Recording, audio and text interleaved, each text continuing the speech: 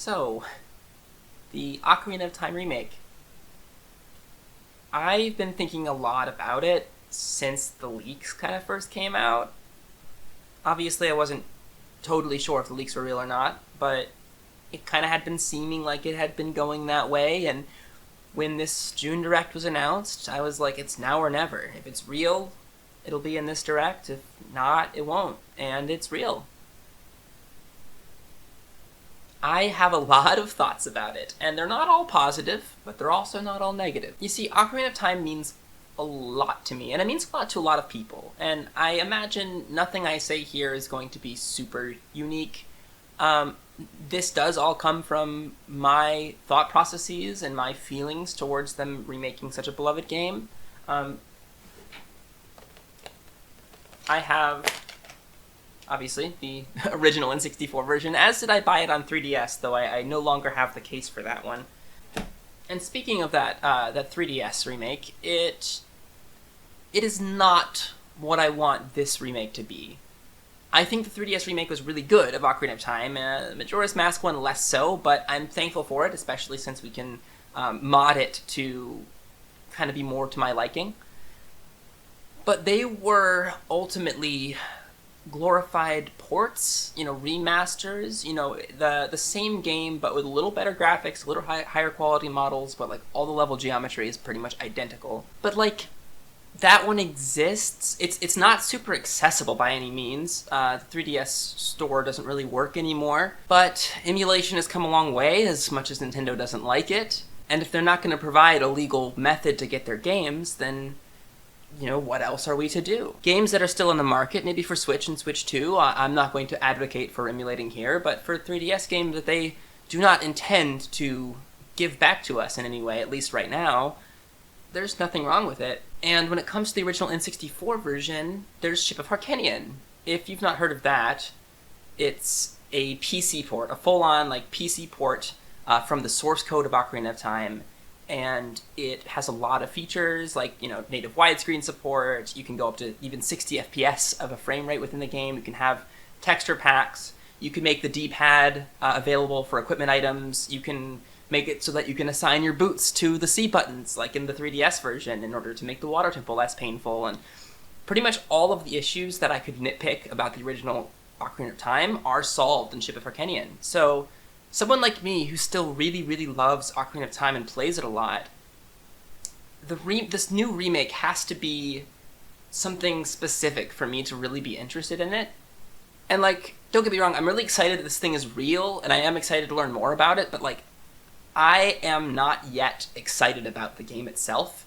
I can't be until I know what it is, because I have concerns. Now, I could see this going in three directions. You can kind of think of them as one extreme, the other extreme, and the middle ground that I hope that they go down. The first extreme is it'll be too faithful. I'm actually leaning towards this not actually being the case for reasons I'll get to in a second. But if they do another Ocarina of Time 3DS style thing, where the level geometry is the same, the dungeons are the same, the game is the same, they just made it work with higher resolution models and added voice acting and whatever, if they just modernized it but left it the same experience, then I am not interested in buying it.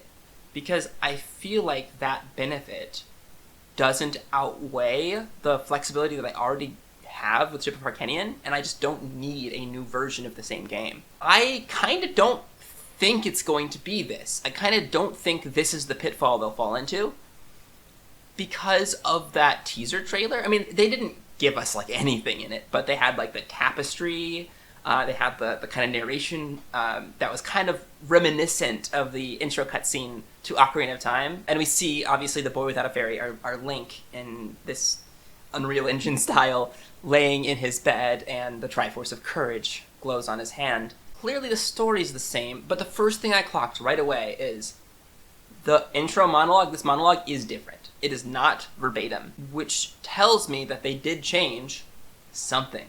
Why would they change the intro narration and leave the rest of the text in the game the same? So it really feels to me like they kind of rewrote the text from the ground up, at the very least. I hope they embrace that, because Star Fox. Okay, listen, have never really been into Star Fox. I haven't really tried. I hear they're great games. I'd love to check out Star Fox 64 at some point, especially since I do love the N64 era of games. But what I'm seeing from the new Star Fox isn't bad per se, but it is a very, very close remake of Star Fox 64 from what I can tell. You know, there's cool features. There's that, like, I don't know. My understanding is, like, the prequel story, there's a little bit of a mission there. And there's, like, the furry VTuber model kind of thing you can do with your friends on game chat. So it's not, like, totally without value. And I imagine Star Fox fans who've been starved for stuff is probably going to get it anyway. And it's a great jumping on point for new fans. So I'm not really complaining about that. I don't really have a place to complain about it. But I do worry, because I wonder if that's going to point to them trying to do a similar thing with Ocarina of Time and make it super faithful. But I really don't know. It's really impossible for me to predict at this point. Now, I also don't want them to change too much, right? Like, this is the big conflict, right? It's like, don't change too little, don't change too much. Change stuff, but don't change stuff, right? Breath of the Wild has outsold every other Zelda game, and except for Tears of the Kingdom, by quite a lot. It has appealed to a whole new generation of fans, to all sorts of people, young and old, who may not like the original Zelda, may not have gotten into it. There are plenty of people who have gotten into the older games, but they are fundamentally different gameplay experiences, and the kind of open world nature of Breath of the Wild, I feel like, appeals to a larger group of people than the kind of niche that this kind of, like, puzzle, dungeon, adventure, almost Metroidvania in ways style of game is a little more obtuse for some people, or a little, I don't know. I think they're really good, but I just know people who love Breath of the Wild and couldn't get into the older games, you know? So Nintendo has to think about this from two sides, right? There's the Breath of the Wild fans, the Switch install base, the people they're trying to convince to buy Switch 2s, the new Zelda fans. They want the game to be appealing to new Zelda fans. They want new Zelda fans to buy it and like it. But if it's super different from Breath of the Wild in a completely different gameplay loop, are they going to disappoint the new fans? But they also have to be faithful to an extent. They have to live up to the incredibly high expectation put on a game of this caliber. Like a remake of a game this iconic and important to a lot of people. And the other demographic of people that they have to appeal to are people like me. People who grew up with the original game, who love the original game, and playing on nostalgia a little bit, you know, getting them to relive that experience, you know, the wonder that you have from playing Ocarina of Time for the first time back in 1998 or later. I was born in 2000, but I played a lot of those old N64 games on emulators when I was really young, because we didn't really have the latest consoles at the time. So I grew up with them as well. But, like, the people who grew up with them, who played them when they were young and were blown away by the scope of this world, by the scope of this adventure, by the freedom that you had, those people need to get a similar experience out of this. I guess what I'm getting at is this new game has to give these people, me, the people who played this game when they were young, the same kind of feeling, you know? Like, it should be different, and I'll talk about how I think it should be different in a few minutes, but it's got to evoke that same kind of feeling. It's got to kind of remind people of what it was like to play the game back then, while being a kind of modern, big experience. Now, I think this is a very difficult road to tread on, or rope to walk on, or something. It's a difficult balance, you know, between these two demographics, between making something that everyone is going to enjoy, and I don't think they will. I think they're going to disappoint somebody regardless of what they do, and I don't exactly trust Nintendo right now to do it successfully. I want to, and that's kind of why I'm excited to learn more about this game. I want to see where on this, like, spectrum of faithfulness to unfaithfulness they are. And I want, like, a middle ground, and I don't know if they'll do that. I hope they try at least. I wish I was more confident about it. I wish I could get excited about the game itself, but it's nice to be excited to learn more about it regardless. And I feel like I can't be disappointed, at the very least. So that's good. It was interesting to hear that it was referred to as, like, it was reborn. It's reborn onto the Switch right after the teaser ended. which is an interesting kind of word there. So to kind of like hint at there are going to be a little bit more changes than like the 3DS version had. And, you know, like, just the addition of voice acting, I feel like, really just brings it into the kind of Breath of the Wild and Tears of the Kingdom, like, field with that kind of voice acting, which, again, is kind of a hint of modernizing it a bit. I'm sure you're wondering, like, what do I mean by it needs to be in the middle? What should they change and what shouldn't they change? Well, I'm open-minded. I will hear out whatever they have in mind for it, but I think the really important part is, like, what should stay the same? The story should, by and large, stay the same. You can add details, but like the plot beats, the, you know, like obviously the young Link, adult Link thing, like the Ganondorf Ganon stuff at the end, like the whole of the plot should generally remain intact. I'm all for maybe adding to it, adding details, you know, adding to the quest.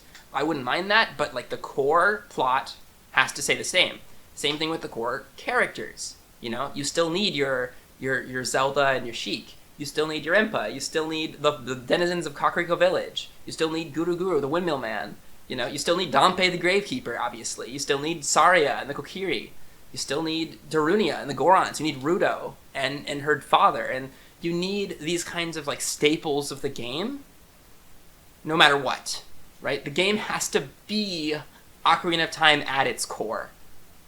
And it's definitely a little difficult to explain. I feel like it's the kind of thing where if I was in charge of the project, I would be like, yeah, okay, yeah, that needs to stay, that you can change, and I feel like I'd have a pretty good, like, intuition on that, because I do know this game like the back of my hand. Like, I could probably talk someone through the entire game without seeing the screen or any audio, and, like, just tell them exactly what to do and be able to be... Like, I have a absurd amount of knowledge about this game from playing it over and over and over and over and over and over and over and over again over the years, and then when the randomizers came out, playing it with, like, that over and over again. So it is really near and dear to my heart. I mean, Majora's Mask is my absolute favorite, but, like, these two games together are, like, my favorite. In fact, I actually haven't finished any of these games, any of Wind Waker, Twilight Princess, and Skyward Sword. I played a little bit of it. I kind of always put them off because I wanted to do something on YouTube or Twitch or something like that with them someday, and I do plan to. But these games are like the 3DS games, where they're like remasters. They're ports, they didn't change much. You know, maybe there's an extra little thing you can do. You know, there's a Swift Sail in Wind Waker, or, you know, in Twilight Princess HD, they had the Wolf Link amiibo that you could scan to put your save data on and then use it in Breath of the Wild, or little things like that. That's, again, not what I want out of this remake.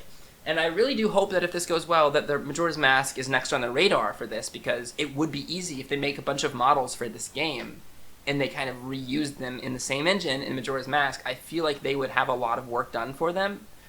So I would love to see that, but that's obviously down the road. But here's, you know, like, the map should look the same from a distance, but that, I feel like, is where they really have a lot of potential to change stuff and add stuff. Like, I think, you know, Hyrule Field has to connect, like, Death Mountain, like, Kakariko Village up to Death Mountain. You know, there's the Zora's River leading to Zora's Domain. There's the Lake Hylia down there. There's the Gerudo Valley. There's the Kokiri Forest. Like, all the same branches off of Hyrule Field should exist. Everything should generally be in the same place relative to each other. But why not blow up each area and make it a little bigger? Why not make Kakariko Village bigger? Add more buildings, add more NPCs, kind of make it a Breath of the Wild like area, you know, like Kakariko Village in that kind of situation. Why not add side quests? I still think side quests like Anju's chickens and like the getting all the cuckoos back in the pen, and like the masks trade quest and like all the side quests that do exist in the game, I would like to see. But, like, why not add more masks to the mask trade quest? Take Majora's Mask as inspiration. Have more assets made when you make the jump to Majora's Mask, you know? Or, you know, maybe there's something a little more to Anju's Cuckoo quest. Maybe they're hidden a little deeper throughout the village. Blow up that Kakariko Village. You can change the level geometry entirely. You know, there's still a windmill, of course. There's still a graveyard, and there's still a path up to Death Mountain. But it can look different, and it should feel new. It should feel like I walk into Kakariko Village and be like, oh my gosh, this is a village, not a representation of one on the N64. Same thing with Castletown.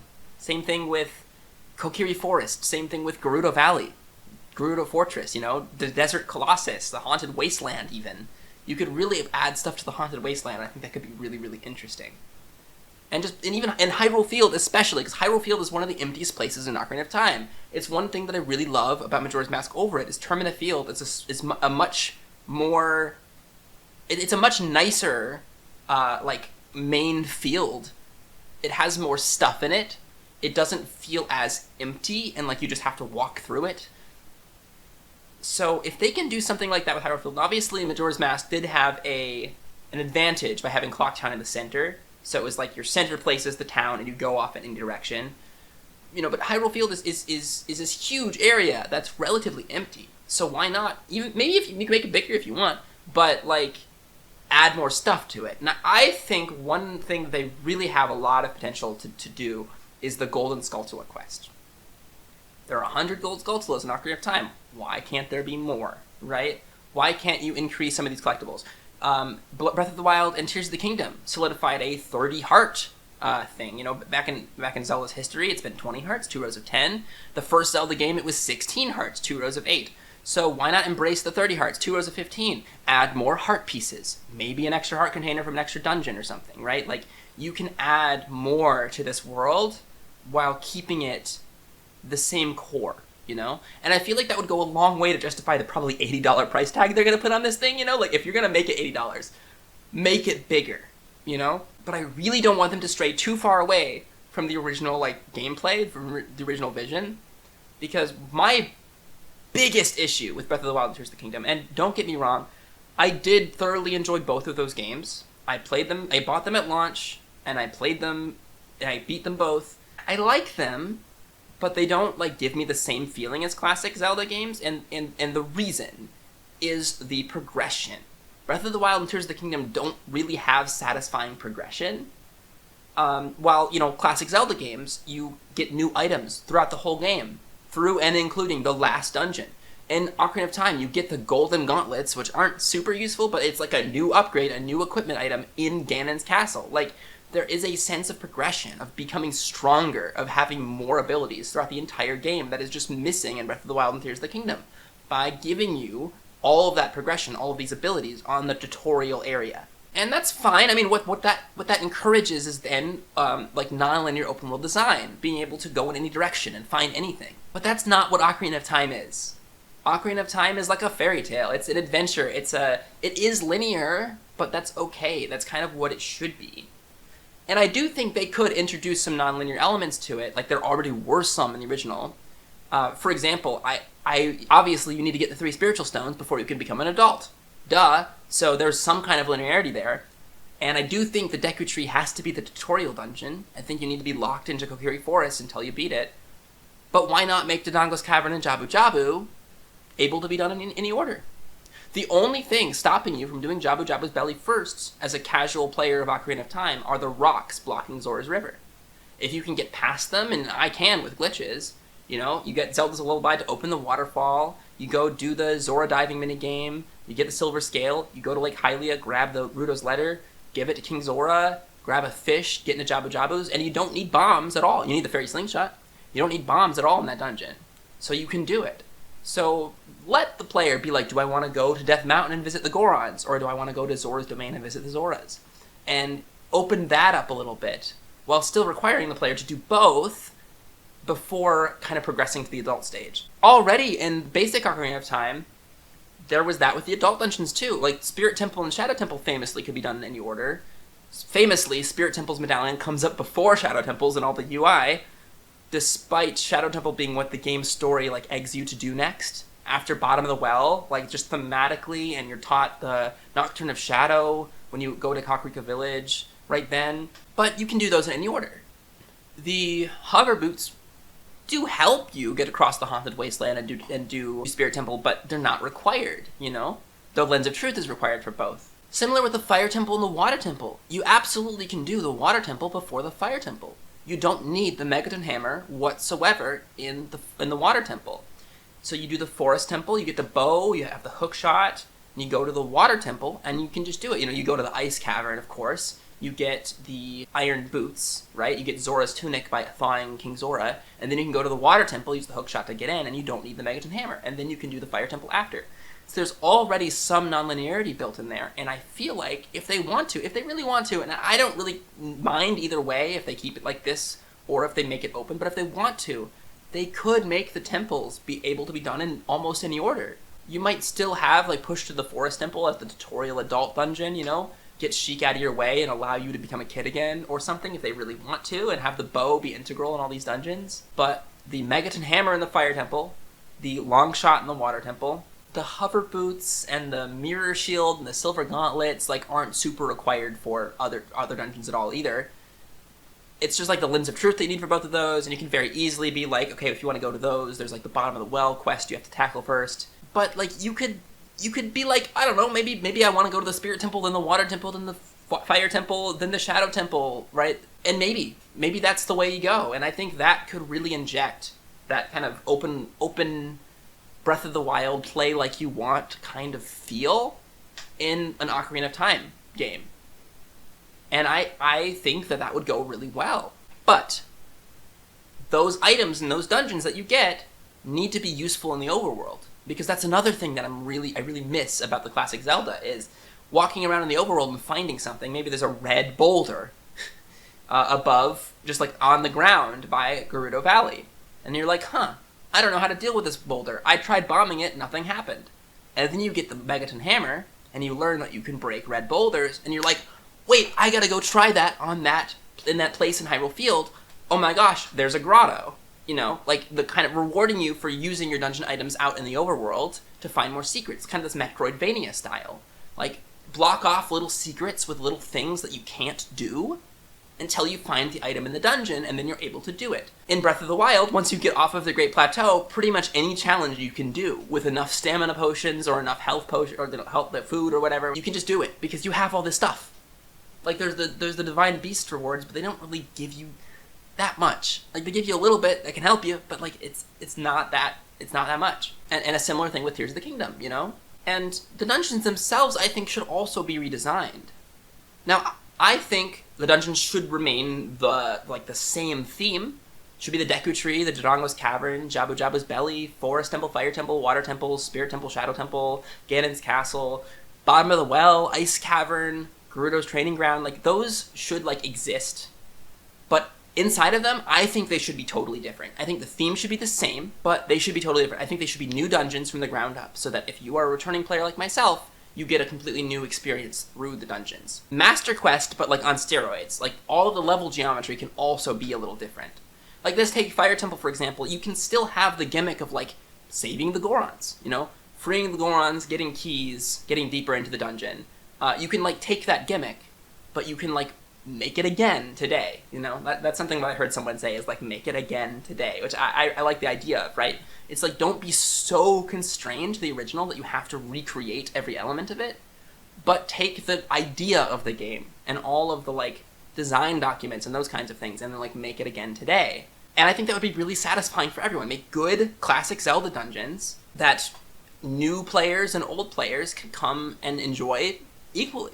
And I think that might be likely. I feel like redesigning the dungeons is on the safer side of these predictions, especially considering this teaser.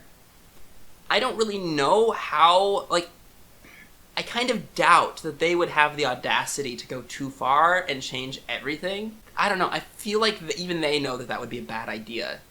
Changing everything and trying to replace Ocarina of Time with a Breath of the Wild-like game? I don't know.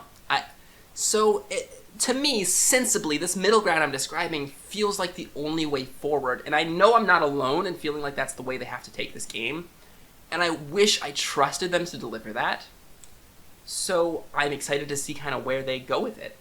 But also, why not add even more? Why not have, you know, more side quests? A new dungeon if you want. Like, there's, like, the Wind Temple and like, the Ice Temple and stuff like that, you know, that never got... The Wind Temple kind of turned into the Forest Temple. Like, the Forest Medallion has, like, the wind symbol on it, and the Forest Trial and the Ganon's Castle has the fans in it. And, like, you can take some of these ideas that may have been removed from the original Ocarina of Time. Hell, whatever the hell Ura Zelda was, which I'm still not convinced that was Master Quest. But whatever that was, take inspiration from that and add that now that we have this more powerful hardware, right? Make it bigger. Make it Ocarina of Time, but bigger, but more. And I think it could be amazing, but I can't get my hopes up. I can't be excited about the game until I know more. But it could be. It could be. It just might, maybe, be an incredibly amazing experience. It could be a masterpiece. I'm not prepared to say that it is, of course, because I don't know enough about it. And I do want to learn more, as I'm sure all of you do. But it's been going through my head a lot, as you imagine. Lots of mixed feelings. I don't want them to ruin it, you know? If they're going to ruin it, I'd rather this game not exist at all. But a lot of people are really excited about this game. A lot of people have been, all over the internet, people have been excited about it. People who knew about the leaks, people who didn't. But you know what? Regardless, no matter how this game turns out, whether I buy it or not, there is one thing that I know is going to be amazing, and that is the soundtrack. I also really miss the classic way of doing Zelda music, of giving each area a theme and have them be catchy themes, rather than the Breath of the Wild, Tears of the Kingdom kind of atmospheric angle. And there are some good tracks in those games. I'm not saying that they're bad, but they're different, you know? Like, they're not the same kind of Zelda music that I always enjoyed listening to growing up. And because of that, I don't really listen to the Breath of the Wild and Tears of the Kingdom soundtracks. But I still love Ocarina of Time and Majora's Mask music, and even Wind Waker, and Twilight Princess, and Skyward Sword's music, you know? Like, throughout Zelda history, even Zelda 1's music, Link's Awakening, has some good tracks, you know? I mean, they hinted at the music in the trailer. There's hints at both the Lost Woods theme, Saria's song, as well as the Kokiri Forest theme.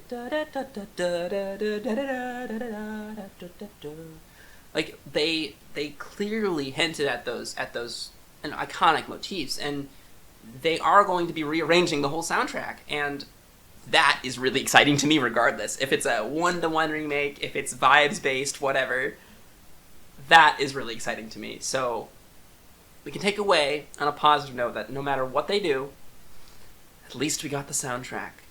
Well, I think that's all I have to say for now. So if you enjoyed, please leave a like. It'd be greatly appreciated. Subscribe if you don't want to miss what I do in the future.